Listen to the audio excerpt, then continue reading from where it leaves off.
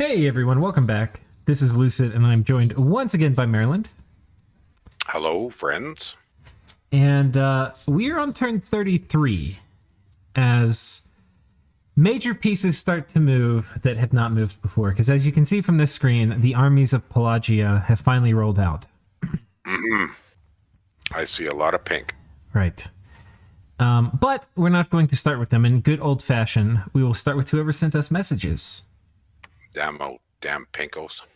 Yeah. Underwater little bastards. Okay, so War with Vanarus. Would have liked to have had Bandar's cap by now, but some people are putting up more of a fight than others. Significant glances. Anyway, we have had an interesting battle on Vanarus's throne. I think the losses were about the same, although I did lose 2 cap mages on retreat. If Vanarus had spammed elementals, I think it would have been a total loss. But he might have gone evocation before conjuration. Yeah, Ulm really does struggle with like air elementals and stuff. Yeah, it's a rough go. This turn will be setting up a PD dump trap and probing the western flank. As you and apparently Xibalba can see, Ulm is doing quite well in research, going for Alt 7 because we can do Fog Warriors. Not sure it would be great with Vanarus and Thunder Strikes, but I guess we will all find out together. Yeah, well, it's good against air elementals. The thing about Fog Warriors is at least it's the kind of equivalent to Twist Fate for everybody. Yeah. If nothing else. Yeah. I mean, that's not so bad. That's it's doing kind of a similar job to Battlefield-wide lock. Is your little hit point guys can survive 1 hit, but they might not otherwise. Well, let's see if his little traps work. Let's go to the land of Ulm, and let's see what happens. So, this is where the throne battle was, and he set up a PD trap. It looks like it was here, but we'll see if there was no. So, Vanarus dodged this trap. Okay, he set a PD trap. That's not very much PD. It's only 19. No, it's not big.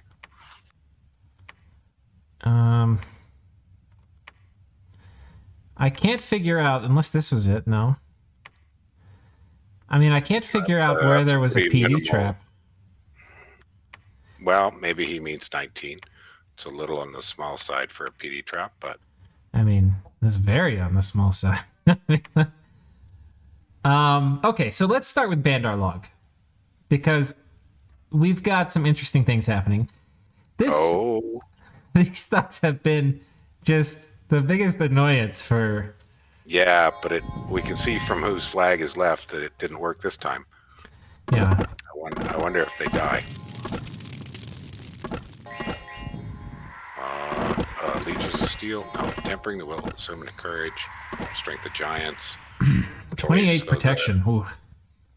The buffer ran away. Right, which I think was intentional. Yeah, I would think so. Can this guy get... Okay, Vine Shield's working fairly well. Lots of poison damage. Incinerate. That will make him run. Yeah, there you go. That was a hard hit, 12 points. And another getting close. He's getting real close. I wonder if he runs. He's going to tough it out. Oh, the front army runs. But... Oh, another incinerate. Another one run. Oh, this 9 HP. He's going to run now. Yeah, he's running. Yeah, but does he run and live? He does. Okay. So it looks like if we could see the battle report after this, I'd be curious, just to clarify. Oh, they got away. Yeah. So, he killed 13, but that incinerate, that's significant. Good move. Yeah. Good move. One idea that just occurred to me watching this, and it applies to Ulm, not to Bandar Log, because Bandar Log's like on a shoestring. But that's about the only thing he's got alive anywhere. Right. But one way to think about stuff is I worked at this consulting company for a long time, but one of the guys I worked with, he had this saying called buffer for success, which I thought was kind of dumb. But But he means like a train buffer, not like we mean in this game. Right. Not casting buff spells. He means like a bumper or like a safety margin. right, safety margin. Yeah.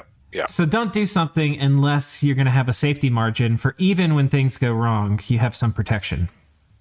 Which, you know, that's great when you can do it, but there's similar ideas in design.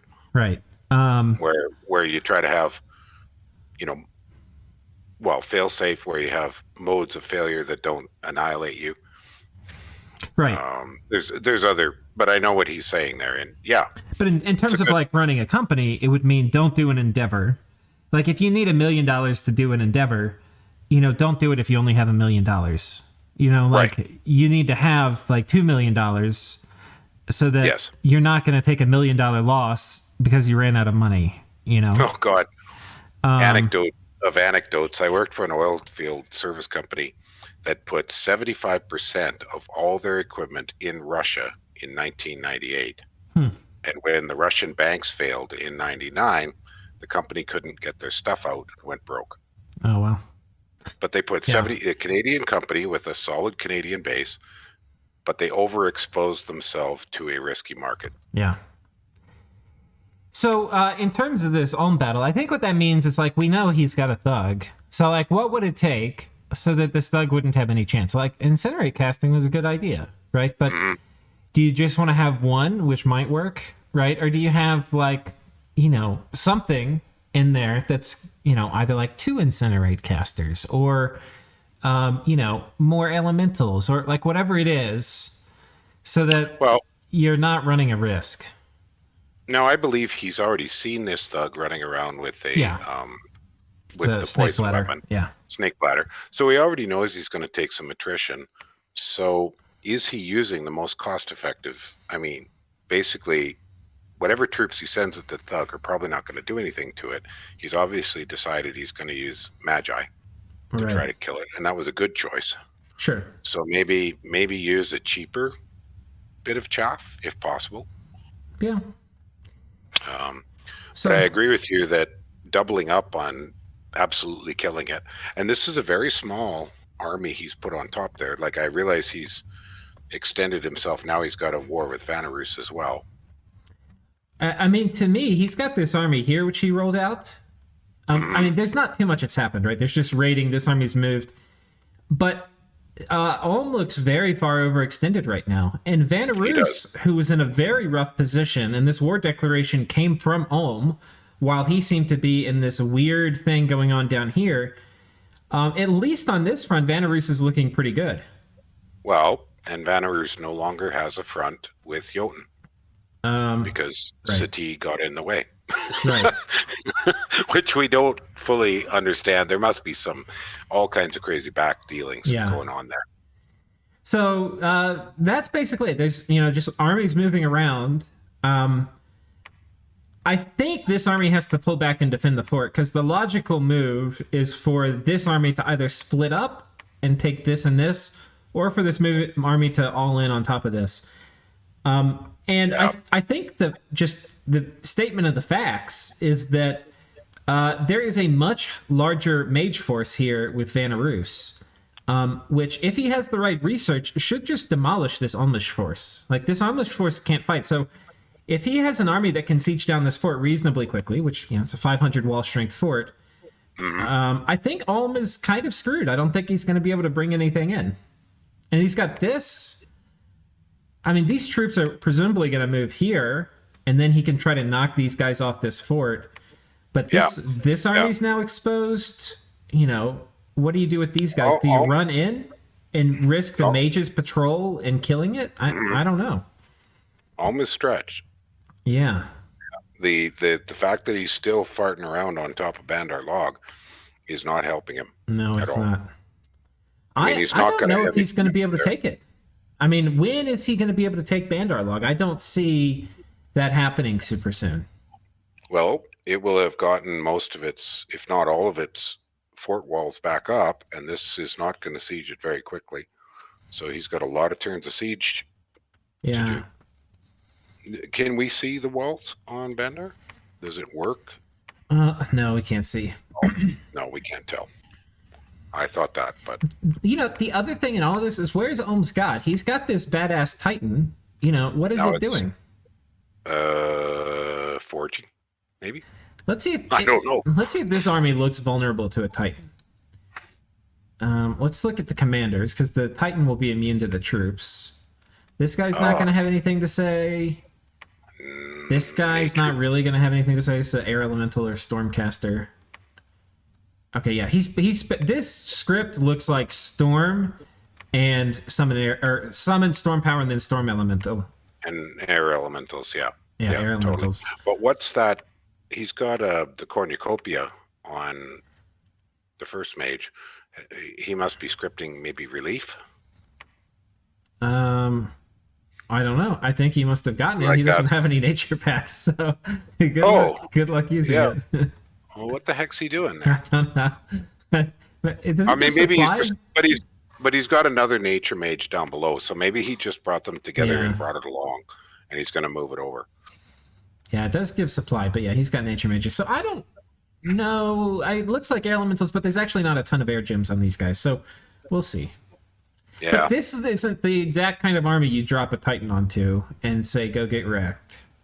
Because it doesn't have anything that respects the fact that Ulm has a Titan.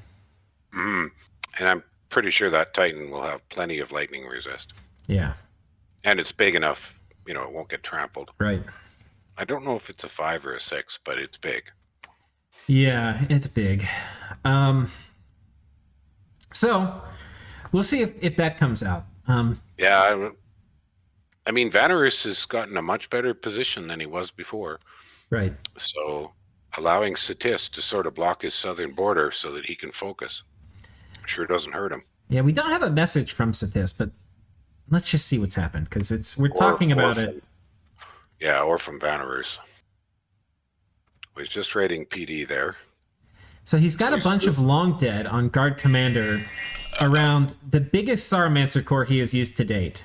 Yeah, so this is his doom stack. Looks like it's almost everything he's ever bought. Okay, and he has Horde of Skeletons now. Right. This is a decent play. Like, you have to kill this, which has the Sobek warriors, which are hard to kill, on guard commander, while Horde of Skeletons is coming out now very slowly because they've got 1 million encumbrance. Oh, he's starting to twice born them. Ah, okay. The better ones, maybe. Not a lot of twice born, but a little bit. Right. And he's got some long dead he summoned around, too, basically probably a siege chaff. Now, you have to do all this with Wailing Winds up. And he's got some of them in a communion. Right. With some shaman slaves. So, this will be tricky. This will be very tricky, I think. Well, Jotun is very distressed with so many attacks, so yeah, that's not going to be. But no, Jotun counterattacked and looks like he grabbed the throne back, that throne that everybody fights over forever and ever and ever. Right. With just a hag. Yeah. She probably did. I guess this is like a swarm and maybe summon imps. Oh, it's an astral one, so body ethereal. Oh, okay. Well, that was cheap. And then advanced and body ethereal. Wow, that was very efficient. Wow. Yeah, that's a cheap raid. Now, there's a lot of little details in this I actually really like. I'll show you at the beginning. The first thing is that you worry about the hag dying, but because the hag is in the square with one of these, and because the square that it's in has the highest HP density, the hag is always going to self-buff first, which is kind of a cool detail. Right. And so, when we were doing some testing on point buffing, that was pretty significant that it's generally highest hit point. Right. Although if I remember right, we found it wasn't entirely consistent. Yeah. So it's one round of attack. Right.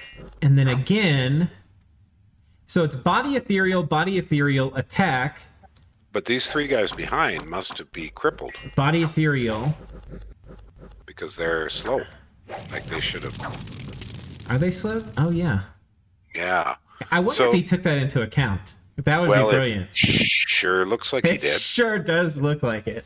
It's like getting crippled is like a good thing for in this case. Because he's like, I need to get my crippled guys, and we're going to put them with Veti Hags. Yeah, exactly. It was brilliant. It was absolutely brilliant. Because getting 4 out of 5 with Body Ethereal is well done. That's not easy with a single caster. Yeah. Because that's 4 casts that actually hit, that were within that dinky range of that spell. Yeah, that is a very good trick. I'm going to have to try to remember this. Yeah, that was well done. That was very cool. Little efficient things like this are things that that's why I look forward to this game. Mm. You know, little learning opportunities like that. Yeah, seeing some of these. Oh. Okay, well, let's make sure we don't have any messages from these guys. Okay, we're moving to Jotunheim. Yeah, we're kind of working out. Was there anything else to say about Satis? We'll go back to it in a second. Okay. So just an elemental spammer. This is pretty. So this guy magic phased in. You will get some air 2s. This wasn't empowered or anything. Oh my god. But it didn't work. No.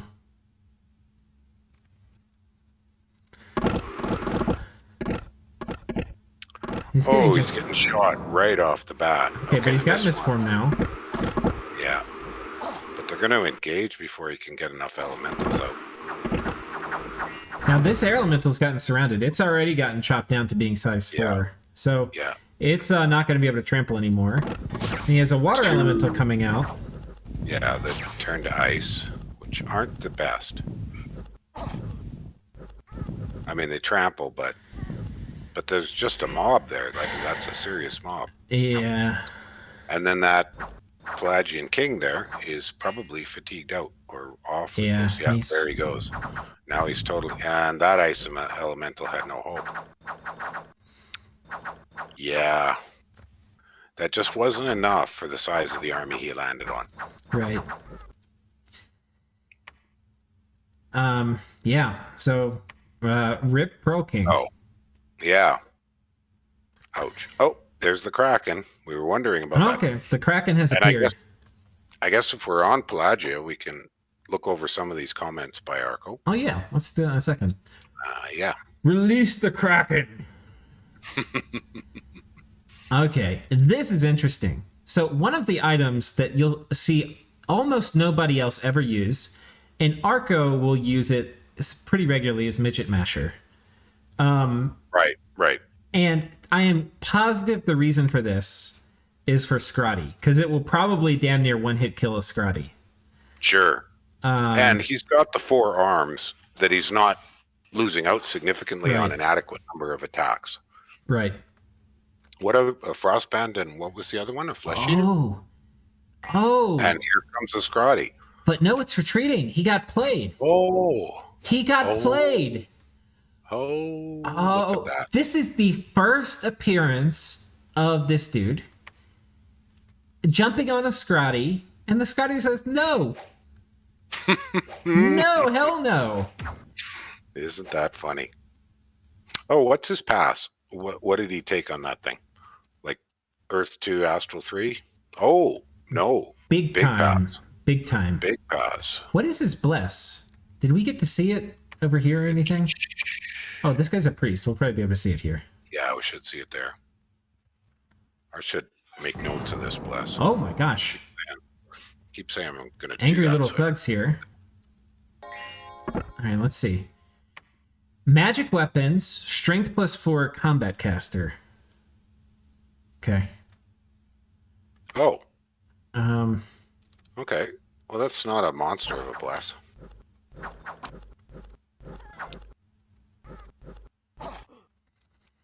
So these guys are pretty tough. Oh, an Axe of Hate. This would have killed the Scrotty too. And a Coral Blade. Coral Blades are good not only for the HP, but the draw blood will help you. So he's doing a fatigue play here. If a Scrotty moved here, he would have gotten fatigued out by the Coral Blade and the Axe of Hate very quickly.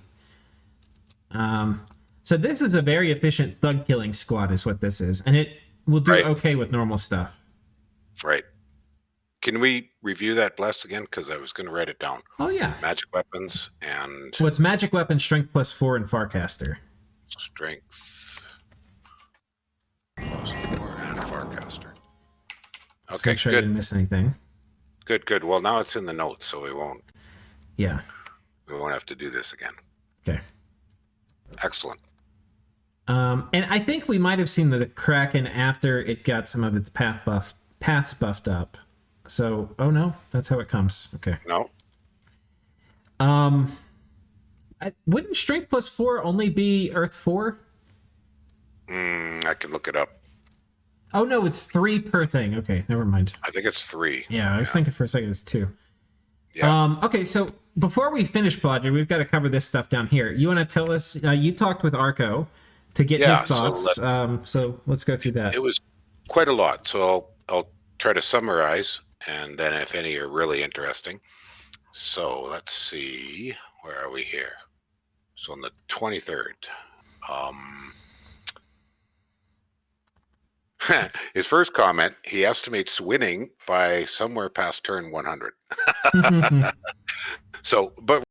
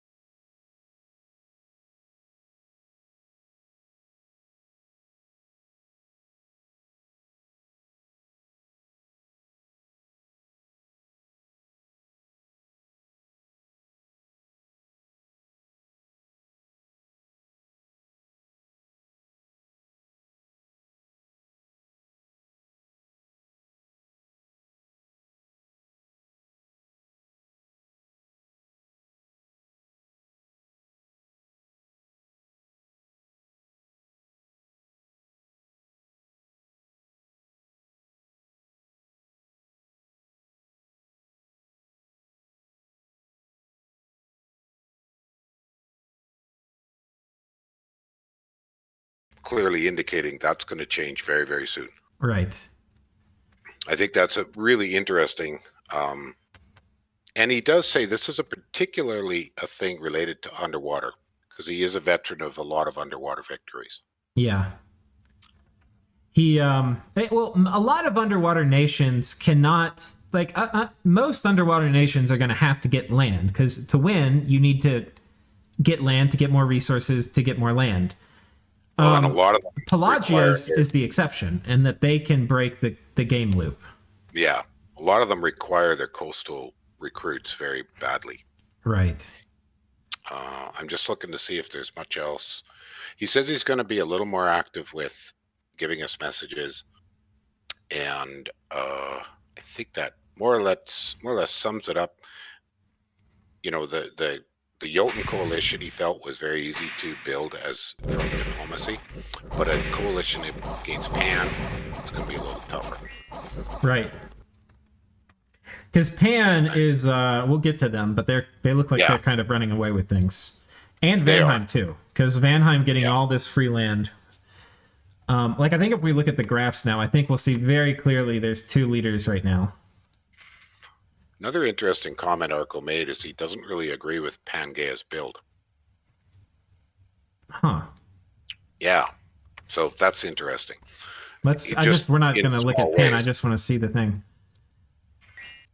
Just in small ways. Oh, okay. You know, for one thing, he says he wouldn't have used productivity. Oh, this is these lovely little thugs that do so well. Yeah. I mean, this is, I think, an extremely standard Pangaea build. I don't think there's much to... I don't think he was talking about the blast. Oh, okay. Just that he would have done a little bit different scales. Okay. Well, let's not get into the other players nitpicking each other too much, because... I think we nitpicked them enough. Yeah, we do. Okay, so there's an interesting battle here. He's trying to use a Pearl Mage. I think he's trying to kill these Scrotty more than anything. Oh, no. Wait, his whole purpose being here is to cast Returning? Huh.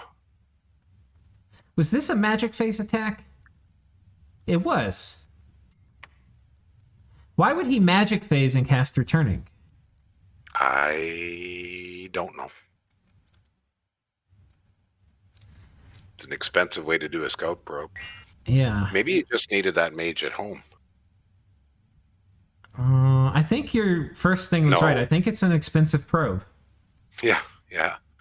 I don't know. I guess the other option is maybe there's only one PD here. Maybe he was hoping it was undefended. And if it was, he was maybe going to cut off a retreat route, because he was planning... Okay, there was a lot of magic phase stuff. He had a magic phase here, a magic phase here, a magic phase here. Yeah. I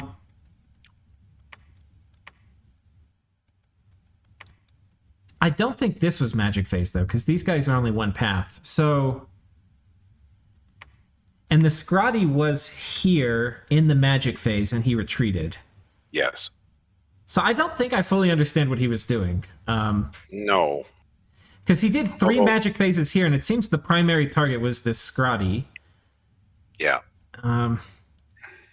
But maybe he knew the Scrotty would retreat, and if it retreated here, then these guys would knife him.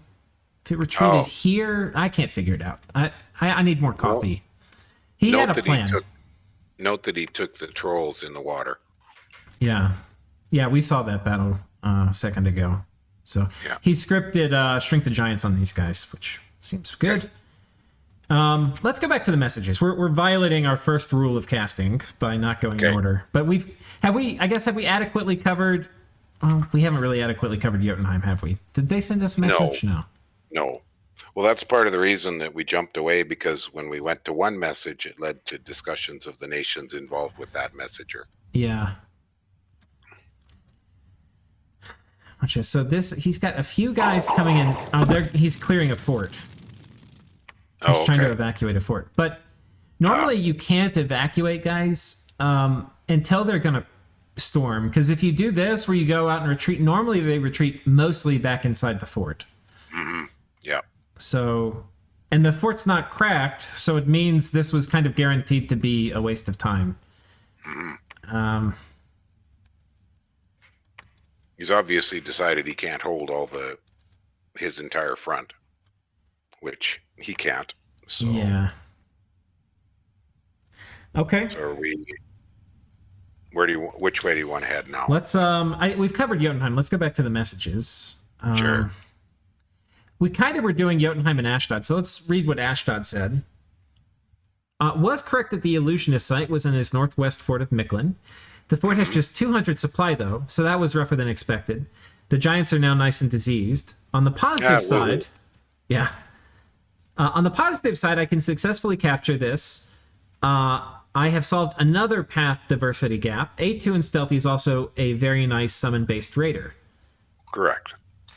Pulling the giants off the fort so they don't starve for a second turn, leaving the slingers with the fire mage for flaming arrows to break the walls. Really looking forward to Seir, who do not need to eat. Okay. And he's got a second message. Addendum. An addendum. Cats out of the bag on garnets. Okay. Yeah. People figured that out. And Pan announced it publicly. Oh, yeah. Well, there you go. Well, I mean, Pan needs to do anything he can to keep the heat off of him because he's going out of control. With the crew this experience, surprised I got to 5 Garnet Sorceresses. Pan noticed this turn and announced in the channel. On the bright side, all my neighbors at this point have blood already, so it's just a threat assessment issue. Okay. My late game presence now more of a factor. It doesn't change my near-term strategy much. Recruiting them, but just researching with them. What? Have enough slave banks from events and the damned Merchant of the Damned to quickly pump out Sanguine Dowsing Rods. Okay. Convenient that I already have 3 Wasteland Forts, Naba Cap, Throne of Fortune that I can use for blood summons if need be. 3. Wow. That's pretty darn good. Their Seir will make their spread will make logistics easier since Seir and map move 1. My Astral 3s can use Gateway with some gear as well. Astral Booster and Undead Command. Right, okay. And he can make lanterns. Man, I would be cranking on Seir right now. Yeah, I would be too, but whatever. Okay, so here he's got these guys who he took off this fort for a turn because they were starving. Let's see how afflicted they got. Oh, they're still starving. Oh, I think it doesn't go away until this turn, maybe. Yeah, it takes a bit. Yeah.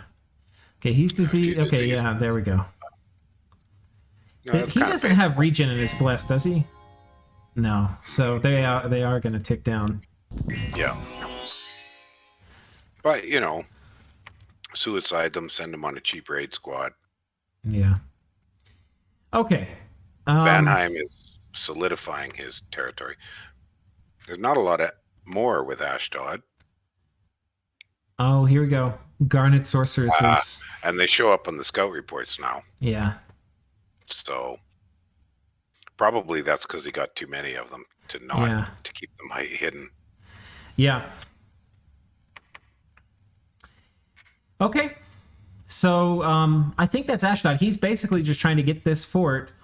Yeah. And he's got to defend some of this from Jotunheim, but Jotunheim is attacking him with pretty low commitment stuff. Like this squad of giants should murder both of these little armies combined, I think. Yeah, I'm just going to start my list of who we've covered. So when you go back to the messages, I'll get back to that. We haven't really covered Pan. We covered Ashdod.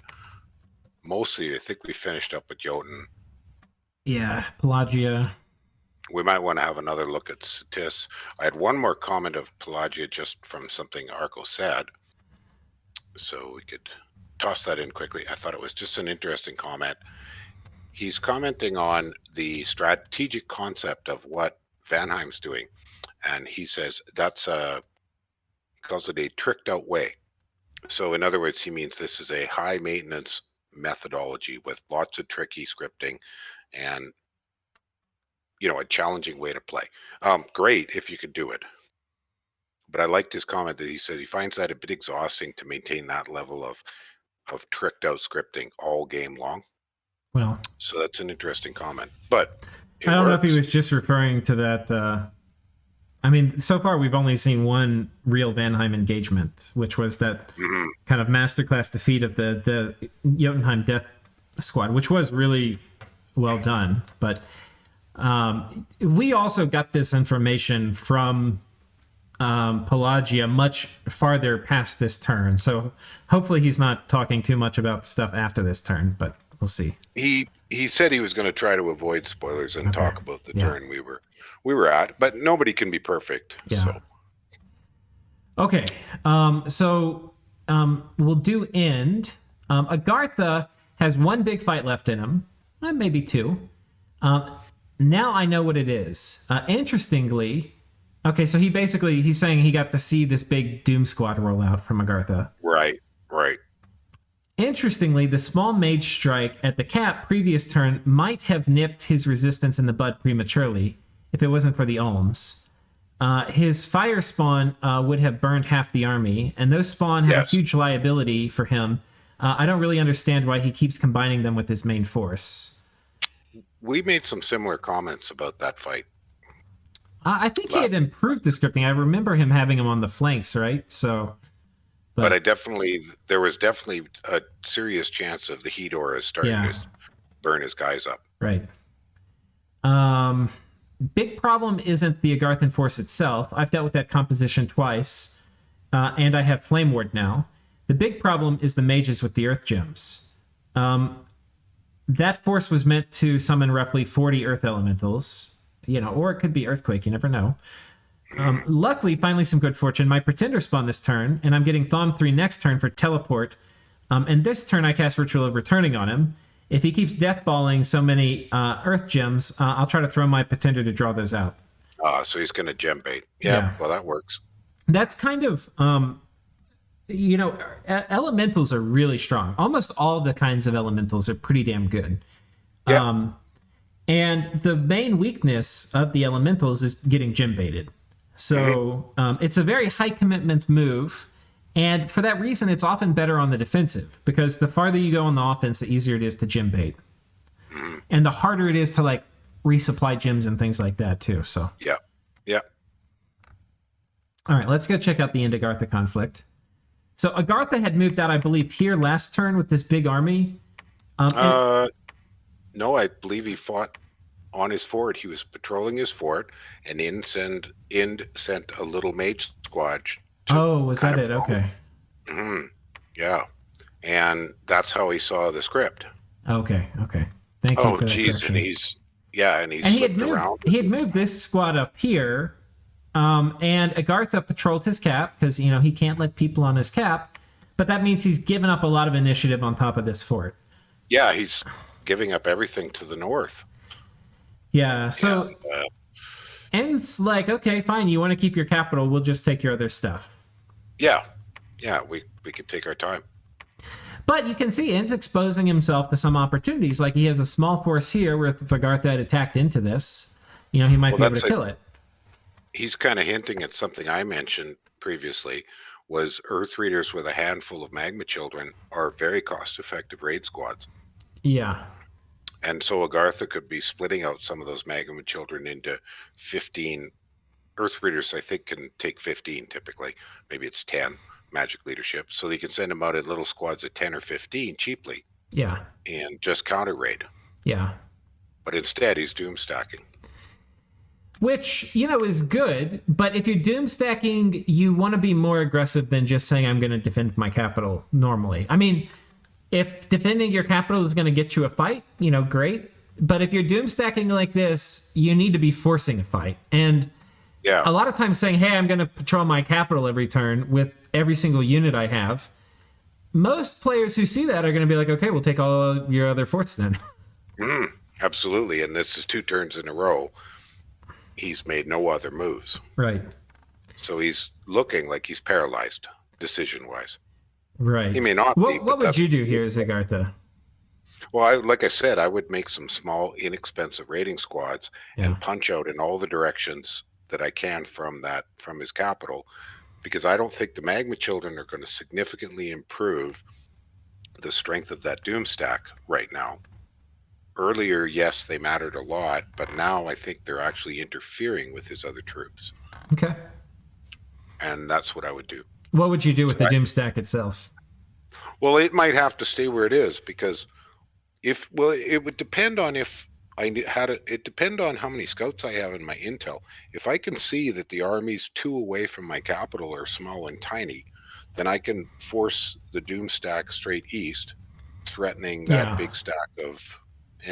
But if I didn't have the scouting, then I'd be in a troublesome thing, because I don't know if there's another Doom stack of inns sitting in that farm southwest of Agartha. And so if I pull, he can see what's on top of his fort. That's true.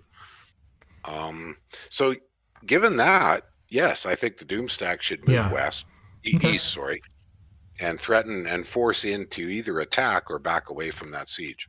Yeah. Okay, that makes sense. That's probably what I'd do too.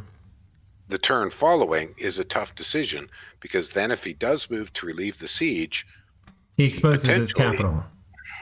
Right. So it's all kind of tricky. Yeah. Yeah, totally. It would be pretty tricky. I'm trying to think if there's a way.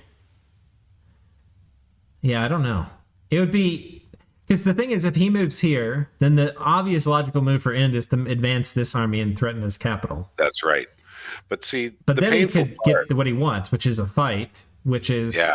The thing is, End is not going to... Well, no, I think End actually would attack if...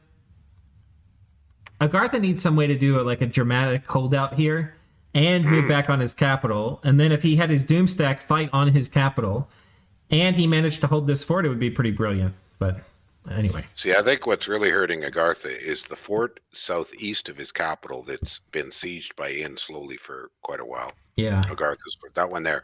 When he lost that, he lost control of that whole zone. Yeah. Because that was the only route for Inn to push and do this encirclement. Yeah. And that's what Ind has done. Yeah. It all had to go over top of that. Because any other move Ind had made could have been interrupted by a one-step move out of the capital. And so that hurt. That's a painful one to have lost the initiative over. Mm-hmm. Okay. So let's we've done all the messages. Let's go through columns now. I think we've said what we need to say for Agartha and I think that's done, yeah.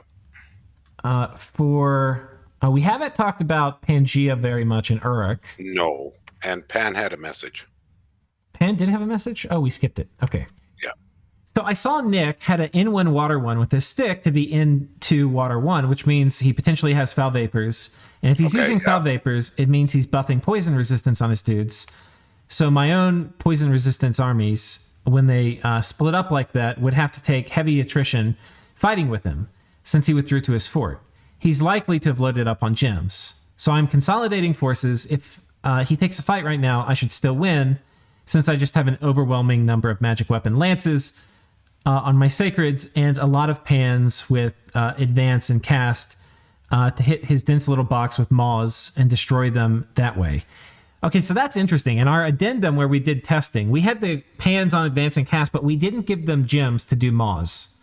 Right. No. And maws would have hurt a lot. Yes.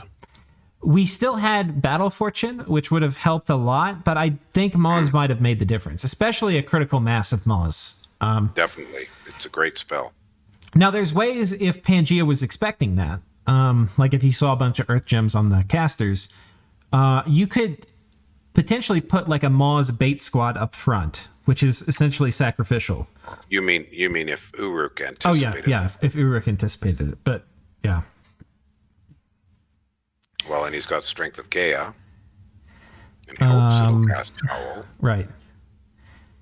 And he's also magic phasing an anti-magic caster forward, so he doesn't take a fight this turn. The next turn, I'll fight him with anti-magic and a guaranteed Howl cast, which will be as one-sided of a victory as foul vapors versus no poison resistance fight would have been. This is sounding like he's just getting the research for how exactly this turns. Yeah. So doesn't know how to cast it. And my experience is that doesn't usually work.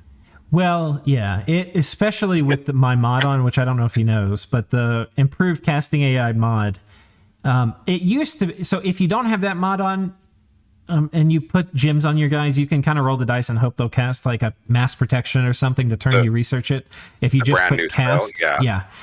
And it may work, it may not, it probably won't. But if you have improved casting AI mod on, it generally will never work.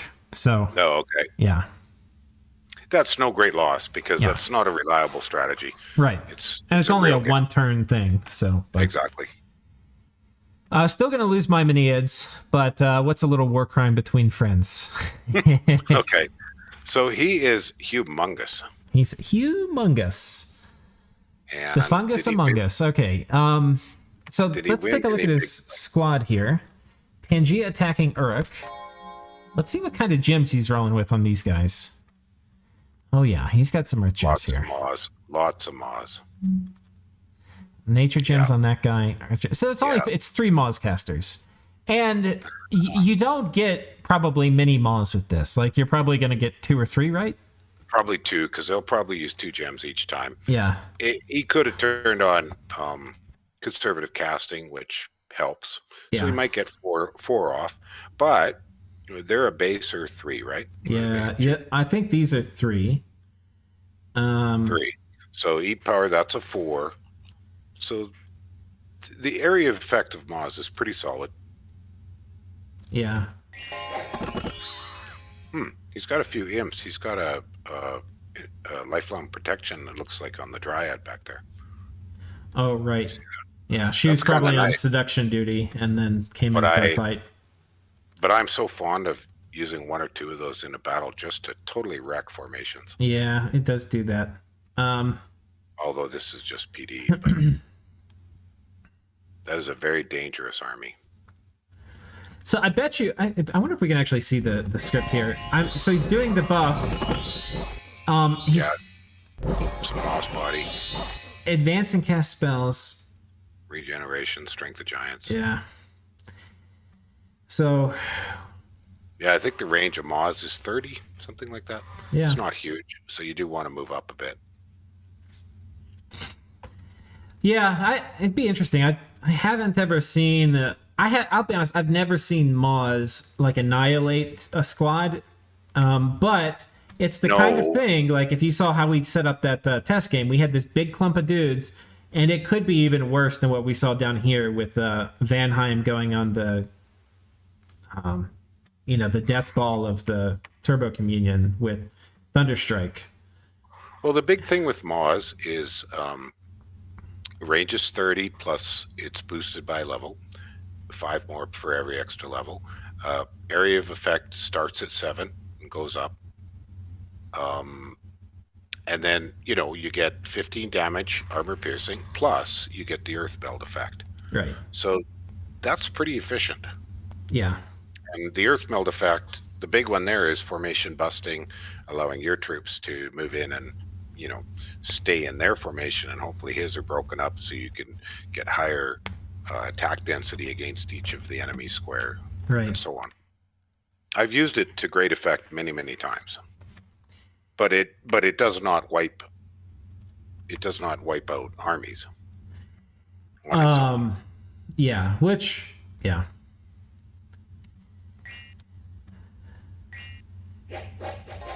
You know what I want to do, Marilyn? I don't know if I actually think I have it saved.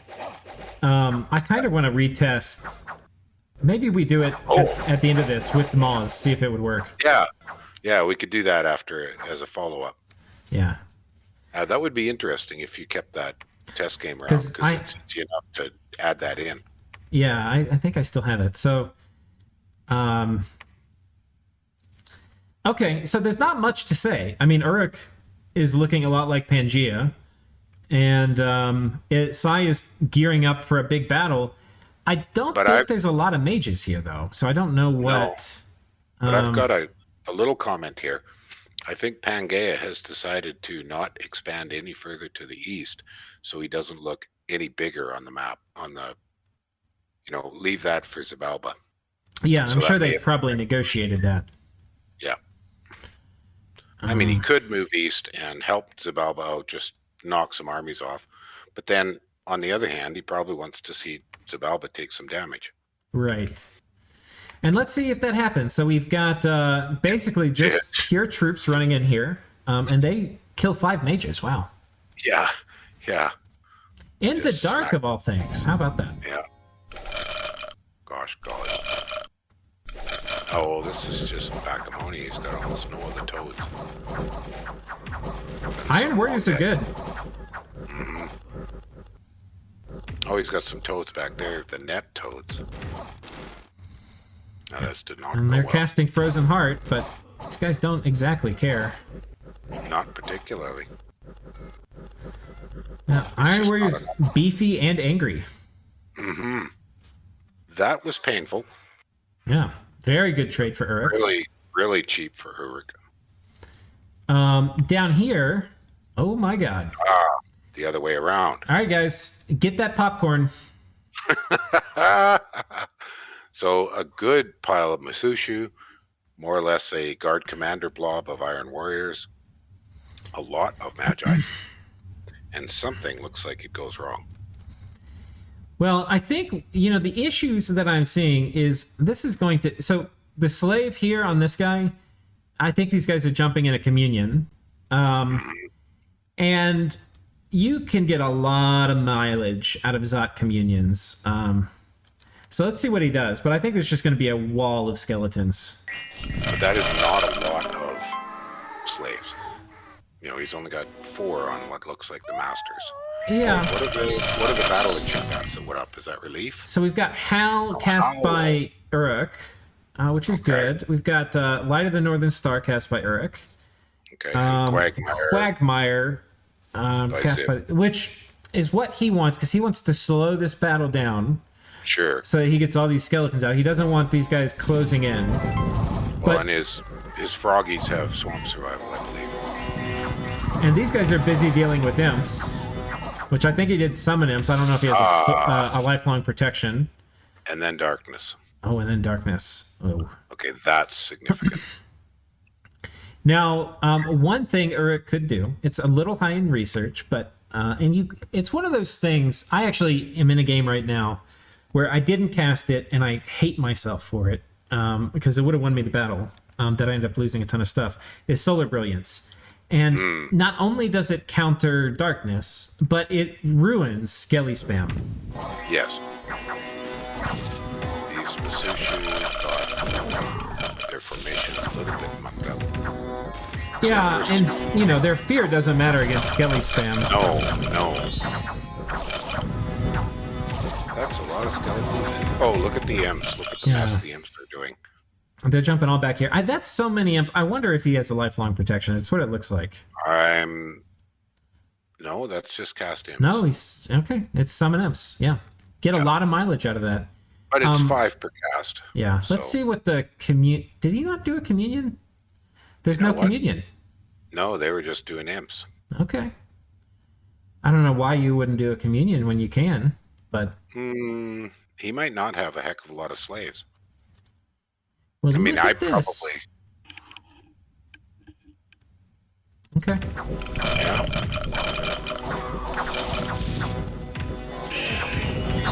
But that is a lot of long dead right now. Sure is. Open. Now they're doing Stellar Decree. These dudes that N1 H1 dudes, I think that's what they are. That guy was. Oh, that's a Mashimushu. These guys. I think Light of the Northern Star's up. I was like, why are they Astral too? It's Light of the Northern Star. Well, no, we should see it if it's up, and I don't see. The Oh battle no. The slaves have gone down. I don't know what. Okay. The imps I'm sorry to probably do this. got We have to watch it again. I need to see what happens to the slaves. I think the imps got them. All right, let's take a look. Starts off with 4 slaves. I think it must be these Nardimo he's using as slaves. The problem using these guys as slaves, So let me give you my 411 on this. It's actually better to use the more expensive these guys as slaves. Because the problem is all the nature spells that get cast are going to ruin these guys. Yes, yes. Off path. 4 slaves is not enough to survive off path. Right. They're going to die. But these these guys in lots of ways are better communion masters because they're only going to do soul slay and stuff. Right. And Astral 3s, especially with my mod on, love soul slay. They're going to spam it out like nobody's business. Now, you still want some of these guys to be communion masters to do the nature buffs you want to do. Sure, you want personal regen up and other stuff. But ideally, they would be masters because they're going to be doing the nature spells with also these guys. With also these guys as the slaves. That way, they're not going to ruin them with the nature spells. Anyway, that's my opinion. I think that's a good way to switch it around. I know it's easy habitually to just take your ass for once and make them slaves. Yeah, because it's habit. Right. But it looks like these guys are going to die either. Oh, no, they're kind of gone. Moz. Yeah. Who cast Moz? Heretic cast Moz. That's that Bacab way up in the front. Where? Right.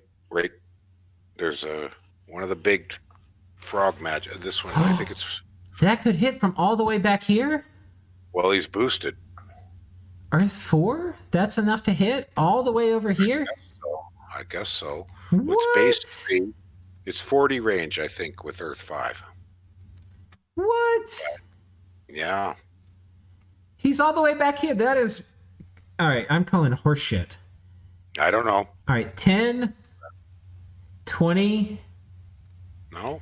30... 40. 40... 45 is like right here. Yeah. Wow. Yeah, that's devastating. Okay, so I saw some earth melds there, and I was trying to figure that out, and now I see why. Wow. Well, I think that's killed some of the slaves, or damn near did. Yeah. Up, down to 3. One already. Because I was checking, they're not getting... They're getting fatigued, but he's not burning... Well, that's a master. Yeah, but now the imps are there, too. And his bodyguard blob has fragmented. Okay. And I don't know if it had to do with that one going down, because obviously it's like a chain effect. Once you lose the first slave, the rest are taking more. But this guy, because I've been checking the fatigue, and it was at like 150 the last time I checked, 140. It's at 200 now, and they're taking HP damage. We saw the regen tick. Okay, there went another one. Yeah. So he burnt out. And there's another. Burnt out his slaves, but the Moz was a significant factor in that. Yeah. Because it probably did half of that 6 damage. Yeah. It definitely made that burnout faster. It sure did. Oh boy. Problem with darkness up is your rate at killing skeletons just drops through the floor because of the stat penalties you're getting. I mean, you're hardly ever hitting anything. Yeah. I mean, he can... Gosh. I mean, if you had anticipated major skeleton spam, then a communion with priests, mage priests, would seriously crank up your banishes. Yeah. And these are good-sized banishes. Did Xibalba get off anti-magic at any point in time? Well, anti-magic isn't really good. Anti-magic is good if you summon the skeletons. It's not very good if you're reanimating them in combat. No, of course, because you're not going to cast it multiple times. So yeah. Skip what I said. That was one of those brain fart things. Yeah. Sulfur Haze. Oh, ouch. I mean, the Iron Warriors are holding it very well, but the skeletons are just never ending. Yeah. I think, and the Howl is sort of helping, but... Yeah. And that's it, then they run. Yeah. I think Solar Brilliance is the key to this. So and what were the final losses? Well, okay, so Uruk lost a lot of troops, but not many magi. The 4 slaves... Yeah. And a few others, but it could have been far worse. Although now they're scattered all over the place. Yeah. So pretty bad. Yeah, it's, and honestly, there's things too, like if and that's if 1,800 gold worth of Mushusu. yeah, if the communion held together, then it's possible that the Soul Slays would have killed a critical mass, because the Soul Slays won't target Long Dead. No. But as long as they're long dead to banish, I'm not sure the AI will cast Soul Slay. It's probably going to prioritize banishment. So, but we won't really know, because the Communion died, and a lot of his guys, which should have been casting Soul Slay, were brought down into like low pass, so that all they could do was banish. So, There's an interesting thing here. I'm surprised that the Maws of the Earth went to the back, even though it was in range. Right. I would have thought it would have hit that big density of Iron Warriors up front. I would have too. But it did not, and that might be because there were so many high hit point bodyguards. Yeah, could totally be that.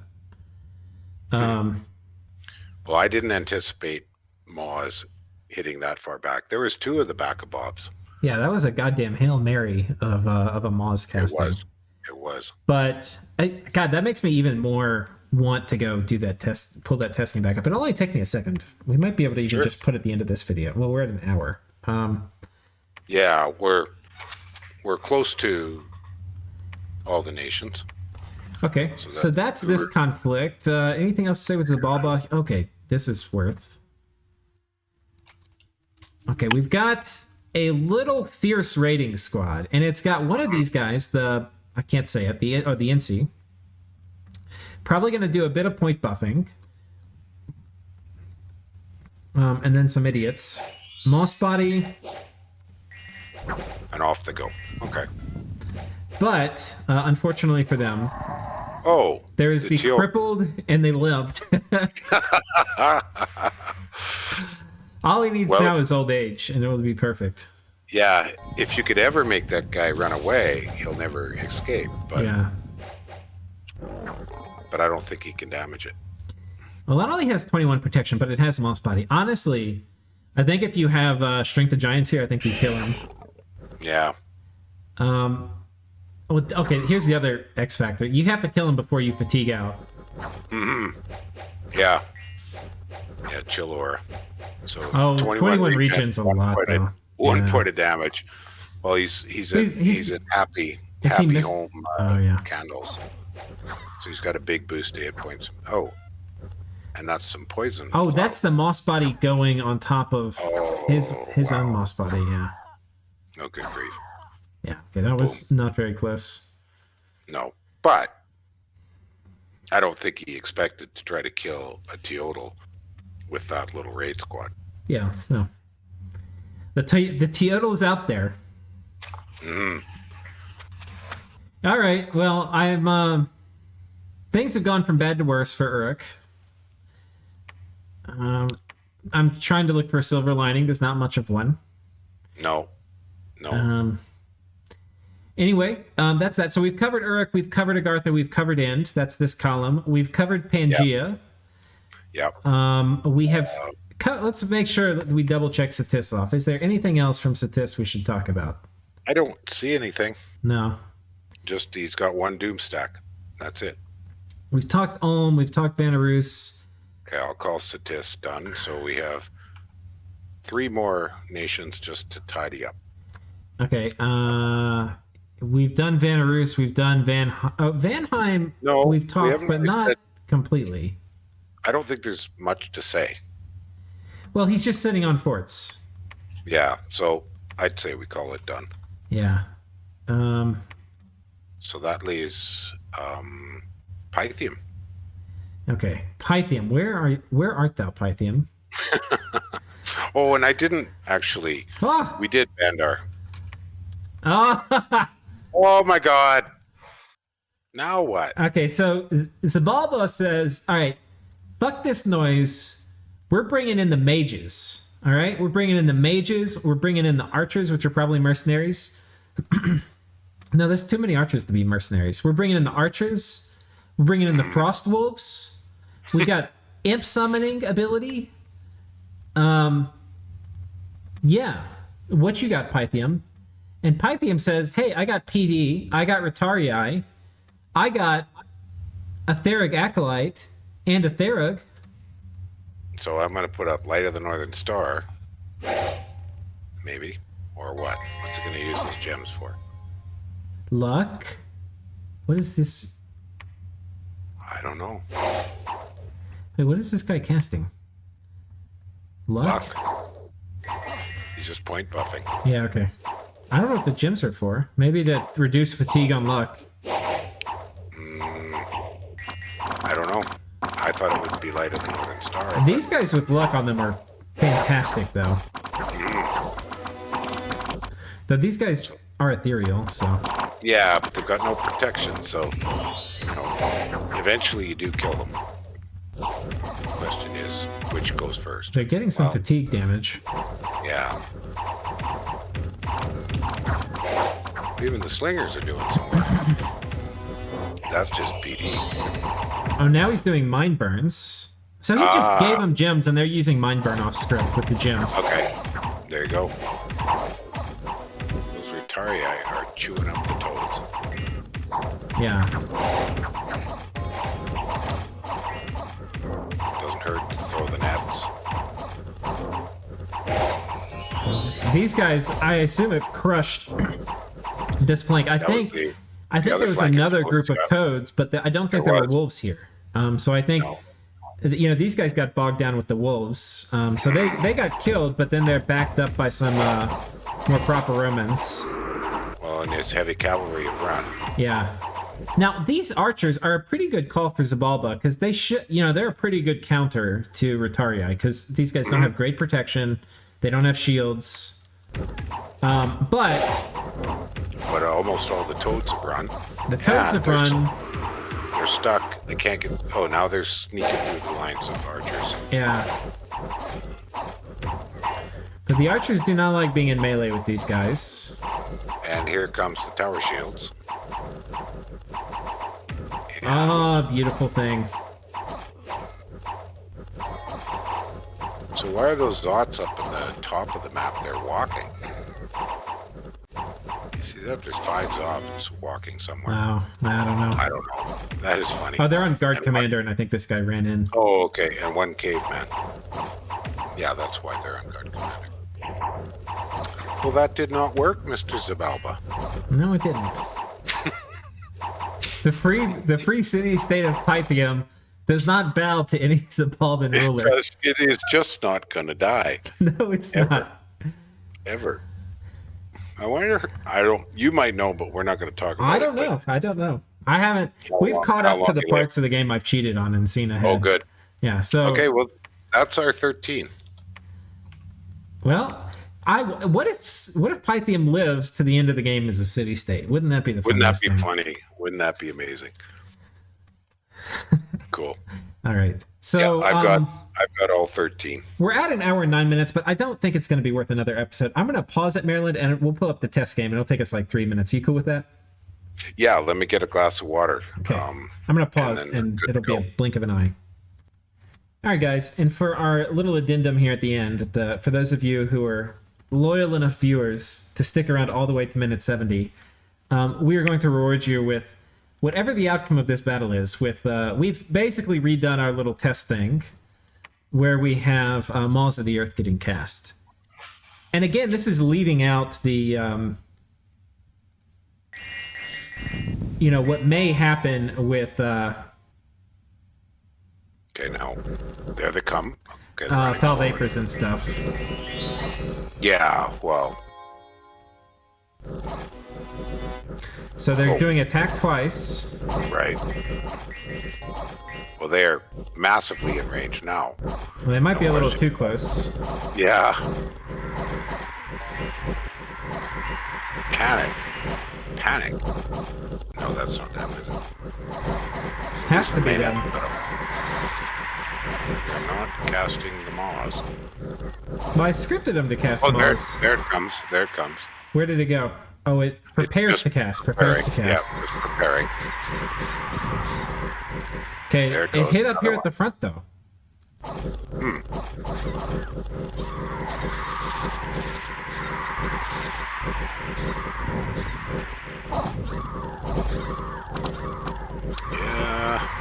could have gotten rid of one of the attacks, so they cast it a little sooner, but I don't think that's going to matter. No. I'm not seeing a significant improvement here. It's putting a few melded... See, the Iron Warriors, especially Berserk, are breaking that Moz very, very quickly.